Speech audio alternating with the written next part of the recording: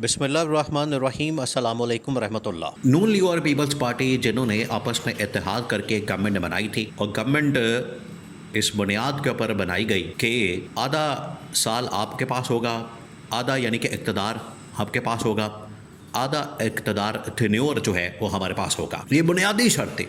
आप इस बात को जहन में रखें कि नून लीग और पीपल्स पार्टी के दरमियान जो माहिदा हुआ था, एग्रीमेंट हुआ था इस मामले के ऊपर कि हमने गवर्नमेंट बनानी, हुकूमत बनानी है, उसके लिए जो टेन्योर सेट किया गया वो आपको पता है कि पाकिस्तान में पार्लियामेंट का टेन्योर 5 साल होता है। तो 2-2.5 साल होंगे नून लीग के पास और 2-2.5 साल होंगे पीपल्स पार्टी के पास। ये बिल्कुल एक माहिदा था और इस वक्त भी गवर्नमेंट के सोर्सेस में, मुख्तलिफ सोर्सेस में ये बात इनको पता है, इनको मालूम है कि ये एक माहिदा मौजूद है। अब उस माहिदे के ऊपर अमल दरामद करने का वक्त आ गया, जिसकी वजह से इनकी दौड़ें लग गई हैं, पीपल्स पार्टी को फिक्र लाहक हो गई है और पिछले तकरीबन कोई 2 से 4 हफ्तों में जो डेवलपमेंट्स हुई है बड़ी बड़ी, उसकी वजह से अब नून लीग को फिक्र पड़ गई है, पीपल्स पार्टी को फिक्र पड़ गई है अपनी अपनी, क्योंकि अब ये अपने अपने मफाद की खातर डील कर रहे हैं, मुकबला कर रहे हैं। तो पीपल्स पार्टी ने सोचा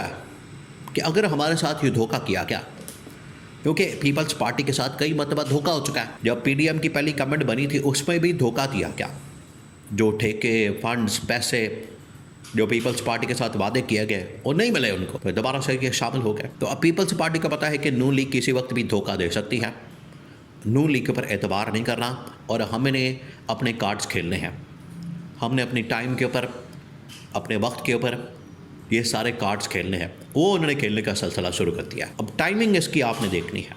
आप ज़रा सीन को इमेजिन करें जो इस वक्त सीन बना। अब आप ज़रा सुने कि हुआ क्या। एक तरफ पंजाब गवर्नमेंट की जानिब से, मरियम नवाज़ की जानिब से बयान दिए जा रहे हैं, हमला किया जा रहा है सिंध गवर्नमेंट के ऊपर, सिंध हुकूमत के ऊपर, और इनकी कारकर्दगी का पोल खोला जा रहा है। उधर से सिंध गवर्नमेंट पंजाब गवर्नमेंट के ऊपर हमलावर है, मरियम नवाज़ के ऊपर हमलावर है।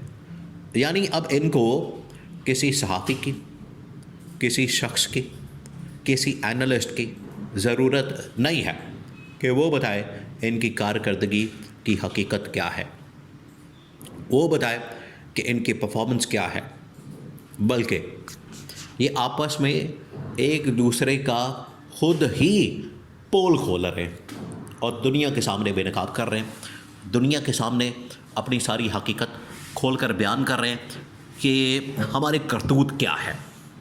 एक तो ये बात, दूसरी बात ये कि अब आसिफ अली जरदारी को पता लग गया है कि ये तो हमारे साथ एक बहुत बड़ी 2 नंबरी होने जा रही है। उसमें आसिफ अली जरदारी के पास इंफॉर्मेशन मौजूद है। पहली जो बड़ी डेवलपमेंट हुई वो होती है मरी के अंदर मुलाकात।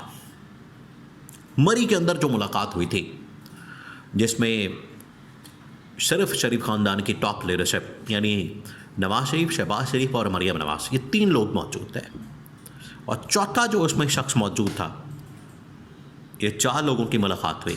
3 लोग ये हो गए, मरियम नवाज़, शहबाज शरीफ और नवाज शरीफ। चौथा जो शख्स था वो था field marshal army chief general Asim Munir. इस मुलाकात के अंदर ये इन लोगों ने को मुलाकात, कोई दावत तो थी नहीं वहाँ पर इन लोगों ने आपस के जो ज़ाती मामला तो डिस्कस नहीं करने थे, इन लोगों ने वहाँ पर कोई मेल मिलाप तो करना नहीं था। वो मुलाकात इस मकसद के लिए हुई थी कि अगर field marshal army chief extension चाहते हैं तो फिर हमारे साथ बैठें, डील करें, मामलात को तय करें और पीपल्स पार्टी को बीच में से माइनस करें, पीपल्स पार्टी को बीच में से निकालें और अगला जो इक़्तिदार है, अगला जो पावर है, अगला जो टेन्योर है, वो भी पीपल्स पार्टी को निकाल के आप हमारे हवाले करते हैं। यानी नून लीग ने वहाँ पर खुला कर ये बता दिया कि हम पीपल्स पार्टी के साथ होने वाले माहिदे के ऊपर अमल दरामद नहीं करना चाहते हैं। यहाँ पर आपको पता लग गया 2 नंबरी, यहाँ पर जो इन लोगों ने धोखा दिया, क्योंकि पीपल्स पार्टी इससे पहले इनकी इत्तेहादी गवर्नमेंट नून लीग और पीपल्स पार्टी की 2007-8 के अंदर बन चुकी है। टोटल 4 महीने चली थी और अलहदा हो गए, गवर्नमेंट टूट गई, फारिग हो गई, नून लीग इक़्तिदार से या पावर से, हुकूमत से बाहर आ गई, क्योंकि इनको वो नहीं मिल रहा था जो इनके साथ वादा किया गया।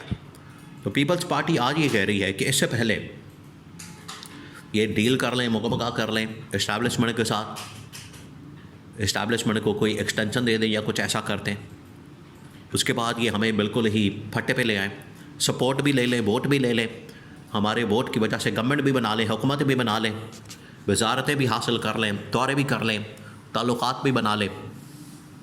अब जब हमारी बारी आई है 2 साल पूरा होने के बाद कि इक़्तिदार हमारे हवाले किया जाए, ना सिर्फ वफाकी हुकूमत बल्कि पंजाब गवर्नमेंट हमारे हवाले की जाए, तो ये अब अपनी सेटिंग करके पीपल्स पार्टी को ही माइनस करना चाहते हैं। तो ये बात बड़ी नागवार गुजरी है, इस बात के ऊपर बड़ा गुस्सा है आसिफ अली जरदारी को। इस वजह से आसिफ अली जरदारी ने यह फैसला किया है। 2 चीज़ें हैं, एक तो ये कि PTI के साथ मिलकर या तो इनके ख़िलाफ़ अदम एतमाद लॉन्च कर दी जाए, और दूसरा ये कि आसिफ अली जरदारी को ये मशवरा दिया गया कि आप असम्बलियाँ डिसॉल्व करने के हवाले से नोटिफिकेशन मूव करते हैं। या तो वज़ीर-ए-आज़म असम्बलियों को डिसॉल्व कर सकता है, जिस तरीके से इमरान खान ने डिसॉल्व करने का नोटिफिकेशन निकाला था और कहा था कि आप इनको तहलील कर दें, तोड़ दें, सदर के पास चला गया। बिल्कुल उसी तरीके से वो बाद में खैर सुप्रीम कोर्ट ने उसको बहाल कर दिया, असम्बलियाँ तोड़ने का नोटिफिकेशन मुअत्तल कर दिया, कैंसिल कर दिया। अब सदर जरदारी को यह मशवरा दिया जा रहा है कि आप खुद से नोटिफिकेशन मूव करें और असम्बलियाँ फारिग कर दें। अगर हमें ये गवर्नमेंट नहीं देते, अगर हमें ये टेन्योर नहीं देते, अगर हमें ये जो वादा किया गया है इसकी वादा खिलाफ़ी करते हैं, हमारे साथ मुआहदा तोड़ते हैं, हमारे साथ धोखा करते हैं, तो आप इनका जो असम्बली का टेन्योर है ये पूरा होने के बजाय आप इनके गवर्नमेंट को फारिग कर दें, इनकी गवर्नमेंट को असम्बलियों को डिसॉल्व करते हैं और मुल्क में नए इलेक्शन कॉल करते हैं। ये एक वाहिद ऑप्शन है, वाहिद रास्ता है, ये तरीका इस्तेमाल करें। आसिफ अली जरदारी बिल्कुल तैयार है और आसिफ अली जरदारी की जानिब से धमकियाँ में इस पैगाम कैटेगोरिकली गवर्नमेंट को पहुँचा दिया गया, या तो हमारा टेन्योर हमारे हवाले कर दें या फिर असम्बलियाँ तहलील होने वाली हैं उसके लिए तैयारी पकड़ें, ताकि ना हम होंगे ना आप होंगे,